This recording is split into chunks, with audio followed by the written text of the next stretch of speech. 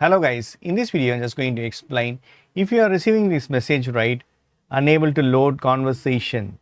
So why you are receiving this message means, for example, if you have already created some login and you are having conversation with ChatGPT and just you are copying pasting it, right, without sharing, you are just copying and pasting it.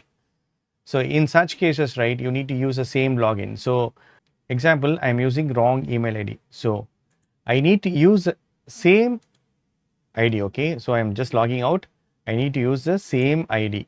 So you might have using different login, so let's check that. Use the right ID. For example, in your mobile you might be using different email ID. The same email ID, you need to choose it. If you're just copying and pasting it, if you're sharing, that is different, anyone can access. That's it friends. Now if you're using the same ID, right, it will be working fine without any error. So whatever you created, right, that also you can see it. So this is the way you can fix the issue in ChatGPT, friends. That's it. Hope this video is very much helpful. Thank you so much. Bye. Take care.